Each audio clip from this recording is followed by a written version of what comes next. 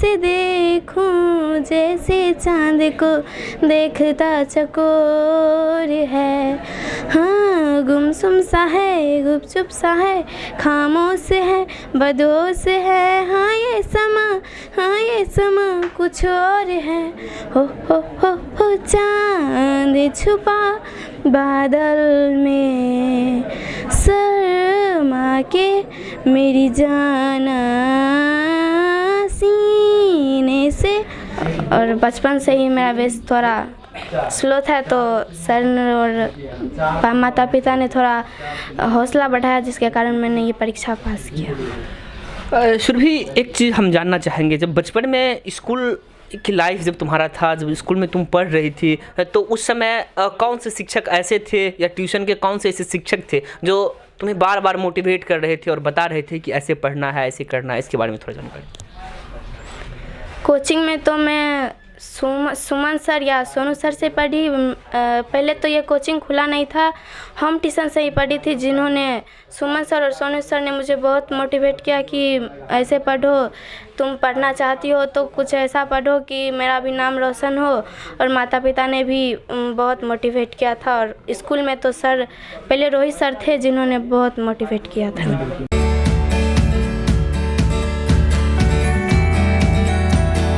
This video is sponsored by Khagendra Vaibhav hospital, जहां हो कान, नाक और गले का बेहतर इलाज, in association with doctor Roshan Kumar, ENT specialist.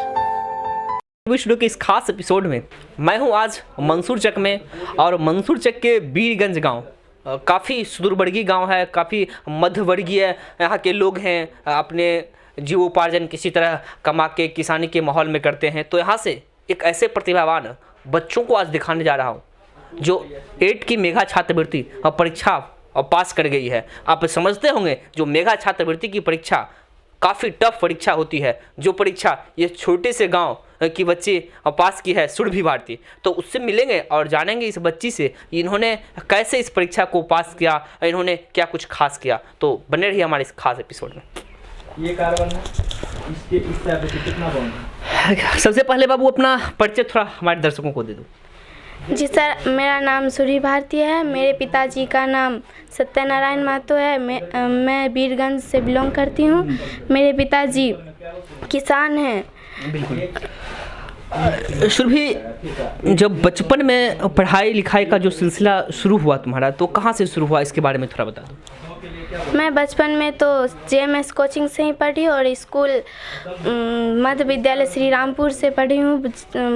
छोटी से ही मैंने सुमन सर से ही पढ़ा है। अच्छा। और बचपन से ही मेरा बेस थोड़ा स्लो था, तो सर और माता पिता ने थोड़ा हौसला बढ़ाया, जिसके कारण मैंने ये परीक्षा पास किया। सुरभि, एक चीज़ हम जानना चाहेंगे, जब बचपन में स्कूल की लाइफ जब तुम्हारा था, जब स्कूल में तुम पढ़ रही थी, तो उस समय कौन से शिक्षक ऐसे थे या ट्यूशन के कौन से ऐसे शिक्षक थे जो तुम्हें बार बार मोटिवेट कर रहे थे और बता रहे थे कि ऐसे पढ़ना है, ऐसे करना है? इसके बारे में थोड़ा जानकारी। कोचिंग में तो मैं सुमन सर या सोनू सर से पढ़ी। पहले तो ये कोचिंग खुला नहीं था, हम ट्यूशन से ही पढ़ी थी, जिन्होंने सुमन सर और सोनू सर ने मुझे बहुत मोटिवेट किया कि ऐसे पढ़ो, तुम पढ़ना चाहती हो तो कुछ ऐसा पढ़ो कि मेरा भी नाम रोशन हो। और माता पिता ने भी बहुत मोटिवेट किया था। और स्कूल में तो सर पहले रोहित सर थे, जिन्होंने बहुत मोटिवेट किया था।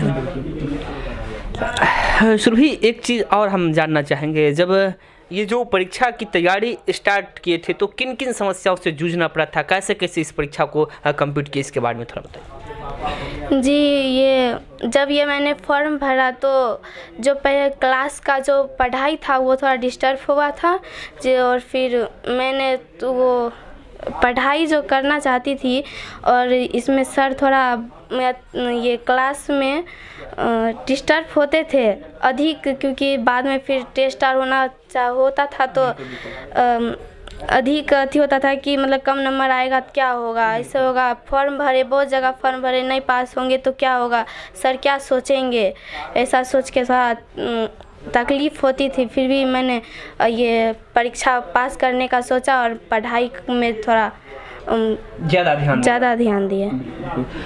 सुरभि, जब ये परीक्षा को पास करने के लिए पहली बार जब पढ़ाई स्टार्ट की थी तो किनका ज़्यादा सहयोग मिला था, और इस परीक्षा को पास करने के लिए कौन आपको पहले मार्गदर्शन की दिए थे?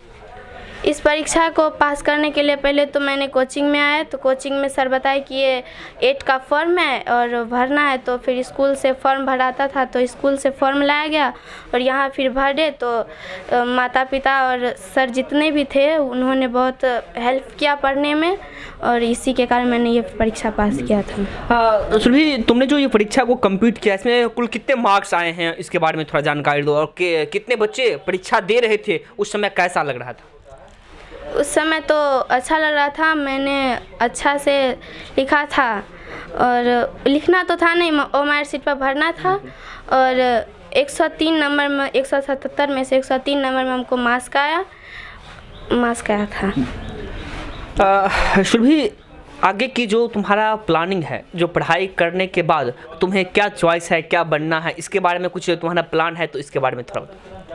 जी, मैं अभी तो पढ़ के कुछ ऐसा काम करना चाहती हूँ जिसके कारण मेरे माता पिता का सर ऊंचा हो कि मेरी बेटी ने ऐसा काम किया, मेरे कोचिंग का सर ऊंचा हो और सर का भी मतलब सर ऊंचा हो। और सबसे पहले तो मैं अपने परिवार का नाम रोशन करना चाहती हूँ, उसके बाद अपने गांव का, और उसके बाद फिर देश का करना चाहूँगी। बिल्कुल। सुरभि, हम जानना चाहेंगे जो माता पिता का जो सहयोग मिला पढ़ाई के दरमियान में, या कुछ परेशानी ऐसा भी आया जो आर्थिक रूप से परेशानी आया, ऐसा कुछ भी हुआ तो इसके बारे में थोड़ा बताओ। नहीं, ऐसा तो कोई परेशानी नहीं था। और माता पिता का कैसा सहयोग रहा? बहुत अच्छा, वो तो जो चाहते थे कि हम जैसा करते हैं वैसा मेरी बेटी कभी करे नहीं, और अच्छा से सहयोग दिए जिनके कारण मैंने ये परीक्षा पास कर दी। तो सुरभि, आगे का जो प्लानिंग है, पढ़ लिख के क्या बनना है, इसके बारे में कुछ आपके मन में जिज्ञासा है तो थोड़ा? नहीं, मैं तो एक अच्छा इंसान बनना चाहती हूँ और देश के लिए कुछ करना चाहती हूँ, अपने गांव के लिए कुछ करना चाहती हूँ। तो ऐसा आपके साथ कुछ कभी ऐसा हुआ जो स्कूल लाइफ में आपको कभी पढ़ने में कुछ बोरिंग फील हो रही हो, या फिर जब पढ़ने में मन नहीं लगा हो तो उसके लिए कुछ खास साइड से काम कर रहे हो, ऐसे कुछ? नहीं, ऐसा कुछ नहीं। ओके। तो आगे का इनका प्री प्लान है, जो एक अच्छे नागरिक बनने का आगे की रणनीति है। इन्होंने अपने सुदूरवर्गी गांव बीरगंज से पढ़ाई लिखाई की। इनके फादर्स काफ़ी किसान परिवार से बिलोंग करते हैं, और ये सुरभि ने बताई जो इनका आगे सहयोग और सपोर्ट रहा, इनके कोचिंग, ये बीरगंज में एक JMS कोचिंग है, वहाँ से पढ़ाई लिखाई की। और सबसे बड़ी बात है सुरभि, एक और सवाल हम लेना चाहेंगे, क्या होम कोचिंग भी करना पड़ा, थोड़ा बताओ, और कहाँ से की? होम कोचिंग तो हम किए हैं, अभी भी पढ़ रहे हैं, लेकिन वो अभी सोनू सर और सुमन सर ही पढ़ाते हैं। तो अगर पढ़ाई लिखाई में आपको जब मन नहीं लगता है तो उसके लिए क्या सर कुछ मोटिवेट भी करते हैं या नहीं? हाँ, करते, बहुत मोटिवेट करते हैं, लेकिन ऐसा अभी तक कुछ ऐसा नहीं हुआ है कि हमको मन नहीं लगता हो पढ़ने में।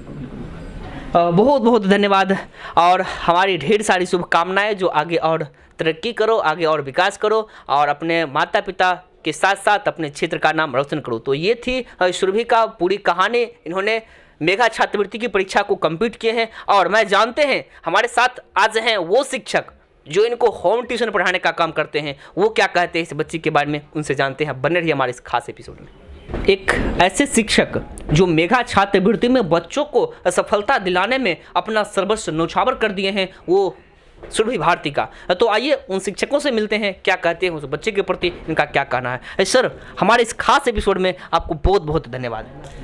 आपका भी बहुत बहुत धन्यवाद। और सबसे पहले मैं KBC स्टूडियो में इस बीरगंज की धरती पर मैं उनका हार्दिक अभिनंदन करता हूं, और साथ ही साथ इस स्टूडियो का जो ऑर्गेनाइज़र हैं रोशन सर, मैं उनका भी बहुत बहुत धन्यवाद करता हूं, जिन्होंने इतना बड़ा प्रोग्राम का जो आयोजन किया है और एक छोटी सी बात को दूर दूर तक फैलाने का जो काम किया है, उनके लिए उनको तहे दिल से धन्यवाद। और उसके बाद जहाँ तक आप सर, हम आपसे सवाल लेना चाहेंगे। जो सुरभि भारती एक बच्ची, छोटी सी बच्ची, इनका जो एक प्रतिभा देखने को हमें मिला है काफ़ी वाकई में काबिले तारीफ़ है। तो इस बच्ची को आपने होम ट्यूशन पढ़ाने का काम करते थे, तो इस बच्ची में क्या आपको खास लगा और पढ़ाने के क्रम में क्या इस बच्ची में आप देखी, इसके बारे में थोड़ा बताइए। सबसे पहले मैं आपको बता दूं, जो हम होम ट्यूशन जो है इसको बचपन से ही पढ़ा रहे हैं, और सिर्फ हम तो ये तो इसका मेहनत है और इसका लगन है, जो ये उस मेहनत और लगन से कर रही थी। और मैंने इनको दिया क्या, ये खुद हमसे लिए हैं। और हर एक स्टूडेंट में ऐसा होना चाहिए, मैं चाहता हूँ कि हर एक स्टूडेंट में ऐसा होना चाहिए जो कुआं, जैसे कि कुआं में पानी है और जिसको जितना ज़रूरत होता है उतना वो लेता है, और कुआं किसी को कुछ देता नहीं। मैं इन्हें कुछ दिया हूँ नहीं, ये खुद हमसे लिए हैं और ये इनकी जो है सो मेहनत है, लगन है, जो इसमें ये पास किए हैं। बस सर, हम जानना चाहेंगे जो ये बच्ची का जो लगन था और मेहनत आपने बताया, बिल्कुल आप अपने ऊपर से बिल्कुल आशय को हटाते हुए, ये आपकी वाकई में काबिले तारीफ प्रशंसा करने वाली चीज़ है। बच्ची खुद से लिए हैं, ये शब्द का आपने यूज़ किया है। तो सर, हम जानना चाहेंगे इस बच्ची को जो बचपन से आप सींचने का काम कर रहे थे और आज मेघा छात्रवृत्ति जैसे एक शानदार परीक्षा, एक कही जाए तो बहुत स्ट्रॉन्ग परीक्षा को आपने पास करवाने तक इसका सहयोग किए हैं, तो इसमें इस बच्ची में आपको क्या कुछ खास दिखा, थोड़ा सर इसके बारे में जानकारी। जब मैं पहली बार जब होम ट्यूशन पढ़ाने गया था, तो हमें याद है जो उस समय बस बेसिक जो होती है अल्फ़ाबेट, उसमें मैंने देखा था कि पहला दिन जब मैं इनको बताया था, तो इनमें जो वो ललक थी, जो इसमें सीखने की जो कला थी, वो मुझे अद्भुत लगा। और उसके बाद मैं दूसरा दिन एक ऊर्जावान, मैं खुद से इनसे यह ऊर्जावान मैं प्रेरित हुआ कि कुछ और इनको दूं, जो ये कुछ करे और आगे बढ़े। सर, इस क्रम में आपको इनके परिवार वालों से या फिर इस बच्ची से आपको कितना सहयोग मिला, इनके परिवार वालों से कितना सहयोग मिला, इसके बारे में थोड़ा सा बताइए। सबसे पहले तो आपका जो कहना है परिवार का, तो भरपूर एक पता ही नहीं चलता है जो हम एक शिक्षक हैं और ये स्टूडेंट हैं, या हम एक शिक्षक के रूप में जाते हैं, एक फैमिली की तरह जाते हैं। इनके जो पेरेंट्स हैं वो समझिए मेरे भी गार्जियन हैं, और मैं उनके समझिए छाया में रहता हूँ, और उनसे भी कुछ सीखने को मुझे मिलता है, और वहाँ पे रह के एक फैमिली की तरह रह के मैं पढ़ाता हूँ। सर, अभी आगे की जो बच्ची तैयारी कर रहे हैं उनके लिए और उनके पेरेंट्स के लिए आपका क्या संदेश रहेगा, थोड़ा सर। जैसे कि मैं यही उनसे कहना चाहूँगा, उन मतलब गार्जियन से या पेरेंट्स से, जो वैसे भी वो भरपूर अपना दे रहे हैं, जितना मतलब एक किसान जो है वो मध्यम क्रम के किसान हैं, और लेकिन उनका कहना यह है, वो बार बार कहते हैं कि आप सिर्फ सर बताइए इनको, और जहाँ तक जो हो वो हम इसके लिए करने के तैयार हैं। और मुझे पूर्ण विश्वास है कि जो वो खुद करेंगे। जैसे ठेठी में गांव घर में कहावत है, जो किंदी भी बिक जाएगा ना तो बेच देंगे, लेकिन इसको जहाँ तक पढ़ेगी वहाँ तक पढ़ाएंगे। बिल्कुल। ये उनका कहना है। बिल्कुल सर। सर, मैं आखिरी में एक सवाल और लेना चाहेंगे। इस एपिसोड को जो भी पेरेंट्स या जो भी बच्चे देख रहे हैं, उन पेरेंट्स के लिए क्या संदेश रहेगा और उन बच्चों के लिए क्या संदेश रहेगा? आप एक शिक्षक हैं, इस नाते से आपका क्या संदेश रहेगा सर, थोड़ा बताइए। सबसे पहले जो इन गार्जियन जो इनमें हमें खासियत देखे हैं, जो ये बच्चे को जो है कोई दबाव नहीं देते हैं, वो एक फ्री जो है सो आप जो भी बनना चाहते हो, जो भी करना चाहते हो वो तुम करो, लेकिन कुछ एक लक्ष्य लेके, एक जैसा उद्देश्य लेके आप करो। मैं हर गार्जियन से वही उम्मीद रखूँगा, जो आपका बच्चा जो भी करना चाहे उस बात को पहचानिए, उस कला को पहचानिए, उसके उद्देश्य को पहचानिए, और वहीं पर आप जो है सो उसका फोकस डालिए। जैसे कि मान लिया जाए हम जा रहे हैं आम का बागान लगा रहे हैं, तो एक प्लान बनाते हैं कि आम का बागान ऐसे लगाना है, इसको तोड़ना है, तोड़ने के बाद इसको जैसे पकाना है, पकाने के बाद जो है इसको बेचना है, कुछ ऐसा उद्देश्य बनाते हैं। वैसे ही जो है इन गार्जियन में मैंने देखा है, और मैं चाहता हूँ भी कि हर एक गार्जियन में ये उद्देश्य हो कि बच्चे का कहाँ जा रहा है, मतलब बच्चा मेरा जा कहाँ रहा है, सही रास्ता जा रहा है या गलत रास्ता, तो सही रास्ता पे ले जाइए। उसके बाद उसका उद्देश्य देखिए, जो किस दिशा में जा रहा है, पढ़ने की दिशा में जा रहा है या कुछ कला के दिशा में जा रहा है, जो दिशा में जाए उसमें उसका सहयोग कीजिए, लेकिन सही रास्ते में उसका सहयोग कीजिए। मैं यही गार्जियन से कहना चाहूँगा। बहुत बहुत धन्यवाद सर, और हम ये जानना चाहेंगे जो हमारे इस एपिसोड, इस चैनल और इस स्टूडियो का जो निर्माण किए हैं डॉक्टर रोशन सर, उनको आप क्या संदेश देना चाहेंगे और उनको क्या कहना चाहेंगे इस एपिसोड में? आपको जुड़कर कैसा लगा?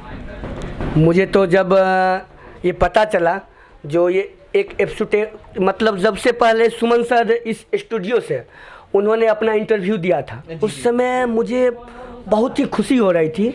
जो एक छोटा सा, पहले हम लोग बचपन में सुना करते थे जो मीडिया वाले आए हैं, कुछ पूछ रहे हैं, और टीवी पर मतलब थोड़ा सा अति उत्साहित हो जाते थे बचपन में, जो टीवी पे मेरा भी जो है ना फोटो आए और मैं भी जो है कुछ बोलूं।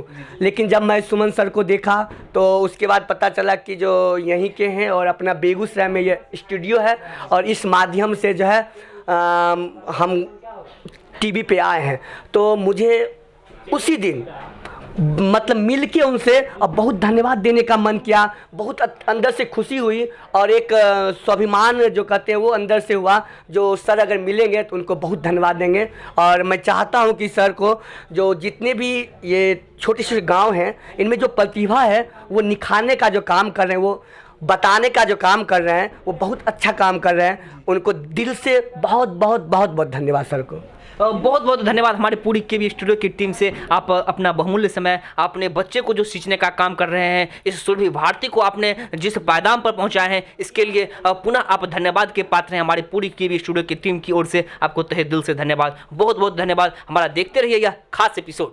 कहते हैं ना, जो कुछ भी कीजिए अपने वो सब कुछ लगा के कीजिए जिसमें आपके नाम हो। तो एक बच्ची ने आज, छोटी सी बच्ची है और सिंगिंग के क्षेत्र में वो बच्ची एंट्री कर चुकी है, और इस छोटी बच्ची से आज हम देखेंगे और सुनेंगे और जानेंगे जो ये सिंगिंग के क्षेत्र में कैसे प्रवेश इनका हो गया और कैसे ये अच्छी गाना गाने लगे।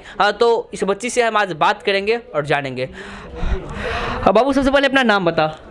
मेरा नाम सुरभि भारती। घर कहाँ पड़ता है? बीरगंज। अच्छा, एक चीज़ बताओ सुरभि भारती, जो गाना गाने की कला तुमको कहाँ से सीखने के लिए मिला? मुझे बचपन से ही गाना गाने में रुचि था। अच्छा। तो इसका आपने कहीं से पढ़ाई किया या कोई सिखाया, या फिर खुद आपने वीडियो देख के या कुछ ऐसा करके? खुद से मैंने ये सीखा है। खुद से मैंने सीखा है। तो क्या कुछ गाना भी गा सकते हो? हाँ। अच्छा, तो चलिए सुरभि जी से जानेंगे और सुनेंगे। ये कुछ गाना गाएंगे और इनकी गाना को आप लोग सुनिएगा। क्या इनका लय है, क्या इनका मधुर है। छोटी सी। प्यारा होता है ये बचपन, सबको यादें फिर आती है बचपन की हमको। प्यारा होता है ये बचपन, सबको यादें फिर आती है बचपन की हमको। मेरी इन बातों को तुम याद सदा रखना, ये बचपन प्यारा सा है एक सुंदर सपना। चांद छुपा बादल में, शर्मा के मेरी जाना। चांद छुपा बादल में, शर्मा के मेरी जाना। सीने से लग जा तू, बल खा के मेरी जाना। माँ सारी दे तुम्हें आना होगा, बीना मधुर बजाना होगा। माँ सारी दे तुम्हें आना होगा, बीना मधुर बजाना होगा। मेरे मन मंदिर में मैया आना होगा, मेरे मन मंदिर में मैया आना होगा। बीना मधुर बजाना होगा, बीना मधुर बजाना होगा। सारे गामा पादानी समैया मैं तो जानू ना, लहू को बहाया जिसने पानी के जैसे, जवानी मिटा दी रवानी के जैसे, लहू को बहाया जिसने पानी के जैसे, जवानी मिटा दी रवानी के जैसे। माँ सारी दे तुम्हें आना होगा, बीना मधुर बजाना होगा। माँ सारी दे तुम्हें आना होगा, बीना मधुर बजाना होगा। मेरे मन मंदिर में मैया आना होगा, मेरे मन मंदिर में मैया आना होगा, बीना मधुर बजाना होगा, बीना मधुर बजाना होगा। सारे गामा पादानी समैया मैं तो जानू ना, सारे गामा पादानी सा, सारे गामा पादानी समैया मैं तो जानू ना, सातों सरों को मैया मैं तो पहचानू ना, सातों सरों को मैया मैं तो पहचानू ना। कीर्तन में मैया तुम्हें आना होगा, बीना मधुरी बजाना होगा। कीर्तन में मैया तुम्हें आना होगा, बीना मधुरी बजाना होगा। माँ सारी दे तुम्हें आना होगा, बीना मधुर बजाना होगा, बीना मधुर बजाना। गाना गाने की कला तुमको कहाँ से सीखने के लिए मिला?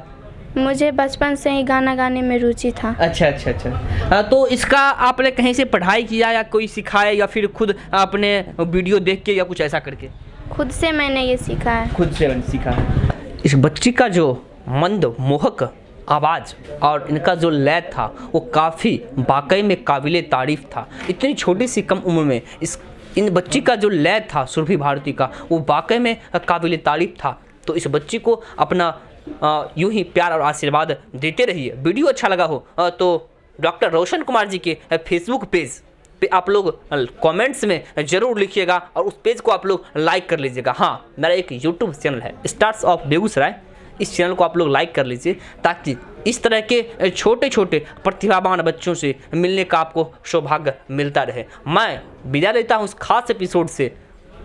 आप लोग देखते रहिए हमारा यह खास एपिसोड केबी स्टूडियो का। कैमरामैन रॉकी कुमार के साथ केबी स्टूडियो। Thank you.